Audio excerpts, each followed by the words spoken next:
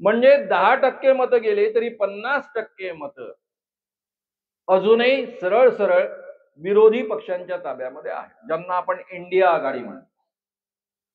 या इंडिया आघाडीमध्ये अजून 37 पक्ष आहेत, 27 पक्ष आहेत.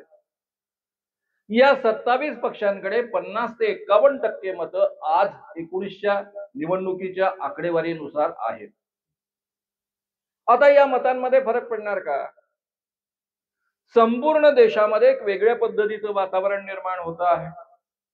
कधी नव्हे ते सामाजिक क्षेत्रातले आणि पत्रकार लोक जाहीररित्या मोदींच्या विरोधात मैदानात उतरलेले आहेत. या पद्धतीचं वातावरण मी 1977 साली पाहिलं होतं इमर्जन्सी नंतर. त्या पद्धतीचं वातावरण आज देशामध्ये दिसतं आहे आणि त्यामुळे मित्रांनो आपण सहजतेनं मोदींना हरवू शकतो. इंडिया आघाडी एक संघ राहणार आहे, कारण त्यांच्याही अस्तित्वाचा प्रश्न आहे. त्यातले अनेक लोक अजून पळून जातील. जसे आपले अशोक चव्हाण पळून गेले. काय फरक पडणार आहे अशोक चव्हाण गेल्याने? कोण होते अशोक चव्हाण? एका कर्तृत्व संपन्न बापाचा आगाऊ पोरगा. याच्या पलीकडे त्यांची योग्यता काय, त्यांचं कॉन्ट्रीब्युशन काय? काहीच नाही. त्यामुळे असली माणसं पळून जातील ज्यांना आपली संपत्ती वाचवायची आहे. काही आणखी लोक पळून जातील, तरीही मुळीच चिंता करू नका, कारण त्यांच्यासोबत लोक जात नाहीत, मतदार जात नाहीत. मतदार हा शेवटी महाराष्ट्रामधला तर अत्यंत चिडलेला आहेच. म्हणजे एका बाजूने जर शरद पवार, उद्धव ठाकरे आणि त्यासोबत राहुल गांधी काँग्रेसचे कायम राहिलेत आणि इंडिया आघाडी कायम राहिली आणि इंडिया आघाडीनं एकाच एक या पद्धतीने उमेदवार उभे केले, तर हे मित्रांनो महाराष्ट्रामध्ये तर त्यांचा दारुण पराभव होईलच होईल, पण संपूर्ण देशामध्ये त्यांचा दारुण पराभव होण्याची स्थिती निर्माण झालेली आहे. हा आत्मविश्वास मनामध्ये बाळगा. आता राहिला एकच प्रश्न, आमचे प्रकाश आंबेडकर काय करतात? बाबासाहेबांच्या नावानं ही राज्यघटना ओळखली जाते, त्यांचं त्यामध्ये प्रचंड मोठं कॉन्ट्रीब्युशन आहेच.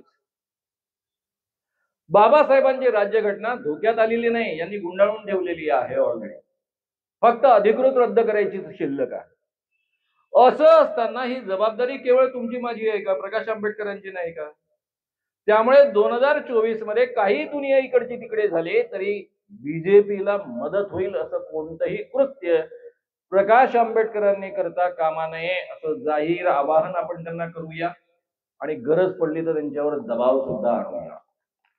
कारण मित्रांनो बाबासाहेबांचे विचार, बाबासाहेबांची राज्यघटना केवळ वाचवण्याची जबाबदारी आपलीच आहे असं नाहीये, ती जबाबदारी आंबेडकरांची सुद्धा आहे. ते नातू आहेत आणि नातू म्हणूनच त्यांना अस्तित्व आहे, त्यांचं स्वतंत्र काही वेगळं अस्तित्व नाहीये. हे त्यांनी पण कधी विसरता कामा नये. त्यामुळे तुमचं जे काय आपसात असेल ते घ्या, दोन द्यायचे घ्यायचे ते घ्या, काय रट्टे मारायचे एक दुसऱ्याला मारा, पण एकत्र निवडणूक लढा.